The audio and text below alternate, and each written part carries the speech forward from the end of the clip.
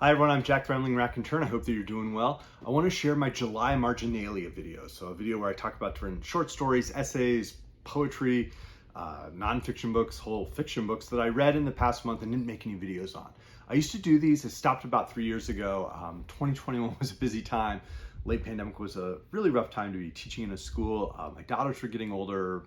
The world was having a tough time. So I just kind of paused making these. But this past month, I spent a lot of time hiking all day or driving on a day trip or a national park trip and having only maybe 30 minutes at the end of the evening to read, or spending time sitting by the side of the pool, swimming with my daughters, and then getting out and reapplying sunscreen and reading for 15 to 20 minutes.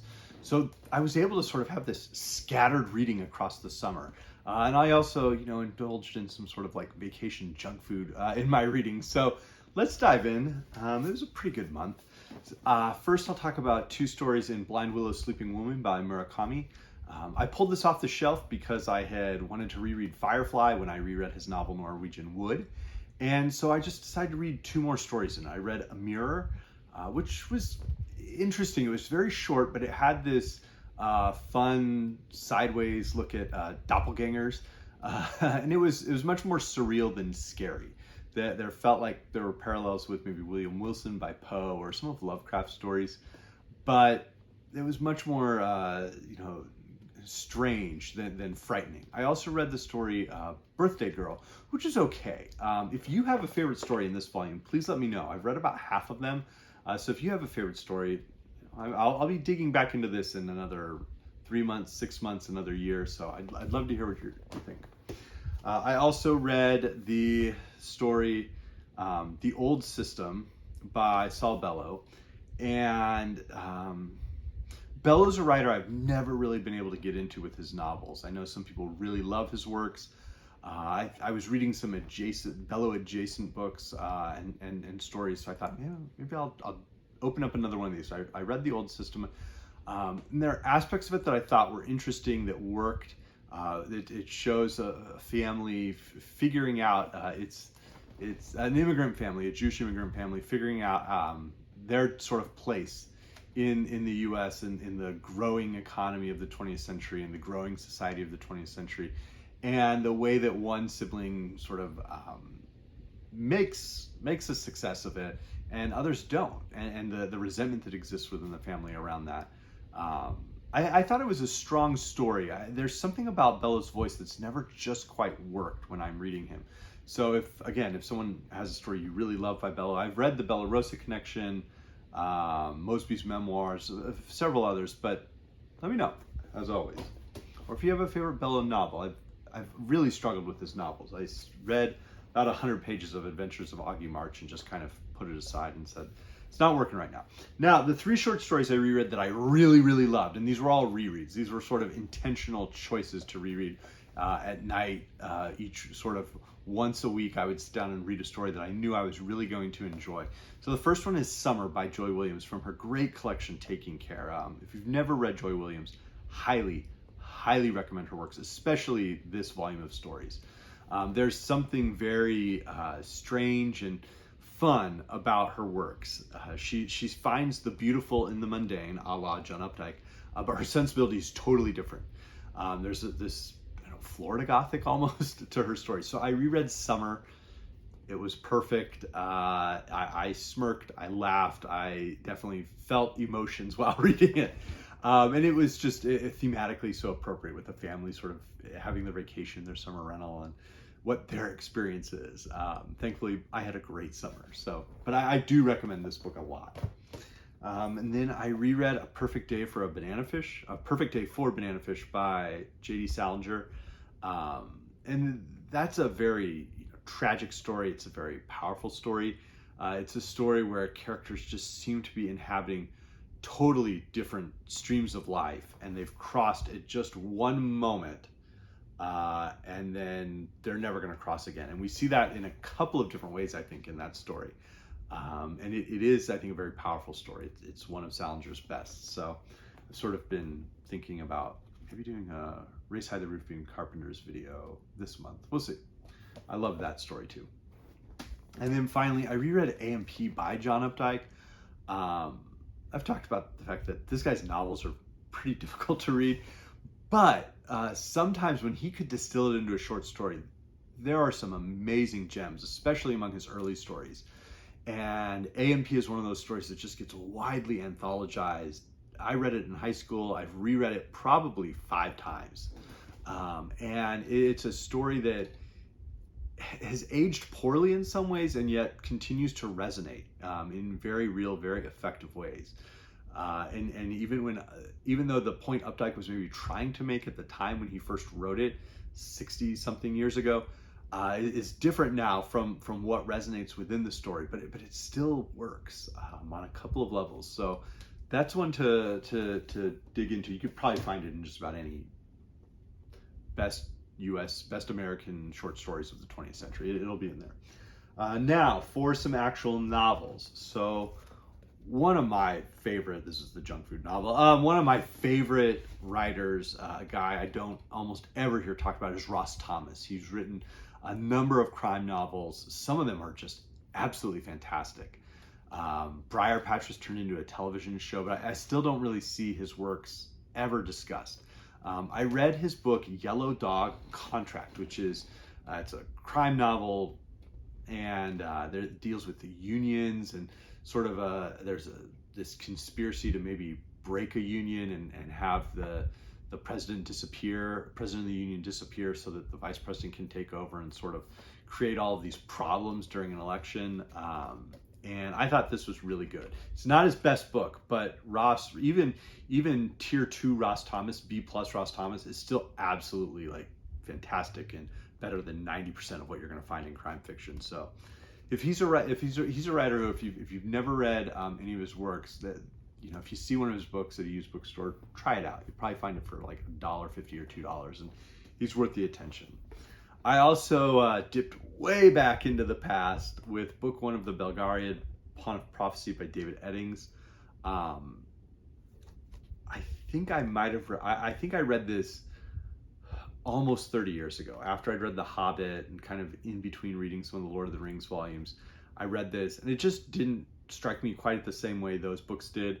And so I've never actually completed this series, but I dipped back into this and read it, and there were aspects to enjoy. The way I described Pawn of Prophecy when I was trying to discuss it with some friends was, it's sort of a work that's written for a reading level between the Chronicles of Prydain books by Lloyd Alexander and the Lord of the Rings books by J.R. Tolkien, or the Wheel of Time books or something. It's not really for this. It doesn't have this adult sensibility that something like Joe Abercrombie, George R.R. Martin, or even Robert Jordan have, but it doesn't have sort of the high, massive fantasy of J.R. Tolkien.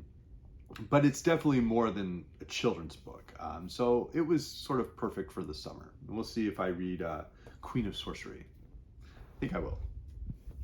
A novel that I reread, and I don't know if I'll do a video on this book. I reread Portnoy's Complaint by Philip Roth. I had read his book Patrimony, which I thought was very powerful. And I hated Portnoy's Complaint the first time I read it. I wanted to see if my opinion had changed. Sometimes I read books and my opinion has changed on them. Other times I sort of just am confirmed in what I thought. I didn't hate it as much, but I still didn't really like it. I think the aspect of it that I found was that I didn't find it particularly funny so much as just like mean-spirited. And that's something that I find less and less funny. Perhaps it's my age. But I wasn't a huge fan of Portnoy's Complaint, and I know there are some who love the book. I know there are some who absolutely despise it. I'm more in between in terms of I find it to be a mean-spirited book. I don't laugh so much as I sort of just shake my head. I'm like, why would someone want to put this on the page? So it's certainly a book that was outrageous at the time and was going to push, not just push the envelope, but tear it to shreds and scatter it to the wind. And it did that. I just don't know that it did more than that. So and one last novel I read was Islands in Stream by Ernest Hemingway, rereading Bad Hemingway with Brian over at Bookish. And that was the best of the Bad Hemingway we've read so far. Although we're reserving what I regard as my favorite among the Bad Hemingway books the Garden of Eden for the future. But the elements of Islands in the Stream that work are the sections in Bimini and then the sections at sea at the end, where there's this combination of sort of like growing and relationships and actual characterization and characters having to reflect and think, and not just constantly react or complain, which can be the worst of Hemingway. And I really enjoyed sort of the way even that Hemingway showed brothers in the Bimini section. That's not something he really had done in other works. And At Sea is action-packed, it's strong, it's aggressive, it's Hemingway, like maybe wishfully thinking, but like really going for it. The middle of the book, the Cubist section, just could be almost completely excised. I think I might lean more towards try to make that point in 8 pages or get rid of it. Brian might want to keep aspects of it, but Islands in the Stream is the best of the sort of later Hemingway works, certainly post For Whom the Bell Tolls, unless you hold a torch for the Garden of Eden as I do. So in terms of nonfiction essays, I've been reading the Cronicas by Clarice Lispector. It's collected in this Too Much of Life volume, but these were sort of these weekly, daily newspaper columns she wrote for years. And they would just sort of be her meditations on ideas, or they might be about some more current topic, but a lot of times they're just sort of her meditations on what's happening, what she thinks about some topic. And these are really fun to just dive into if you're a fan of Lispector's writing. There are themes and ideas she explores in the same way that she does in my favorite among her books, Agua Viva. So I definitely recommend these if you're a fan of Lispector. As I was reading The Broom of the System by David Foster Wallace, I also reread his essay collection, Consider the Lobster. And I think these are his best essays. I think there are times where he's really just intentionally obfuscating in the essays, but there are also times where he's legitimately funny, particularly the essay about a new sort of like grammarian's manual, Authority in American Usage, is really, really good. His How Tracy Austin Broke My Heart, where he combines his thoughts around how amazing tennis and great athletes are with how insipid athletic memoirs can be, is also quite funny. I reread On Interpretation by Aristotle, in part because I was reading The Room in the System, but I've kind of been trying to work on one of Aristotle's works from the Organon each month, and so I've been dipping into those works and spending a little bit of time each month on one of them the past few months. And so that past month it was On Interpretation. At the start, right before the start of the school year, when we went back in July, I reread the great essay What is Enlightenment by Kant. I love that essay. I don't always love Kant, but I love that essay. I try to reread it every year or every 18 months and just think about what he's writing in there, the different ideas he writes about in terms of freedom of expression, state control, certainly something that we're seeing in schools. I'm not having to deal with it, but some of my colleagues are. And so that was something that I sort of reread and thought about. And then paralleling that was the first of the Vocation lectures by Max Weber, collected in Charisma and Disenchantment. And so the first one is the scholar's work, and then I'll read the politician's work before November.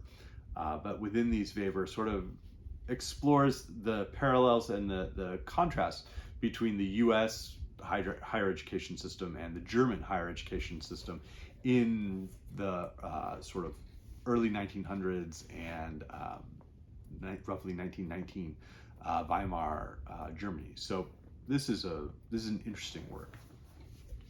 In terms of poetry, I reread Mahmoud Darwish's Why Did You Leave the Horse Alone? I'll link my video in the description box to when I read this. I want to say it was about 2 years ago. But this is a very, maybe a year and a half ago. This is a very, very excellent work of poetry by Darwish, who's one of the finest poets from Palestine ever. I also was reading some of the poetry of Thomas Hardy, collected in the portable Thomas Hardy, and enjoying that. And then I'm about halfway through the Amazing Adventures of Kavalier and Clay by Michael Chabon. And I think I'm going to finish this in August, and I'll probably make a video about this. There's a great energy to this book. I've really enjoyed reading it. I kind of had to put reading novels on pause for a few weeks as we start the school year, but I'm excited to get back into this one. I have been enjoying it. So I hope everybody's doing well. This is just sort of some scattered reading across the past month, but let me know if you've read any of these. Let me know if, as I said, if there's any of those short stories that you really recommend in those collections, and I'll see you later. Thank you.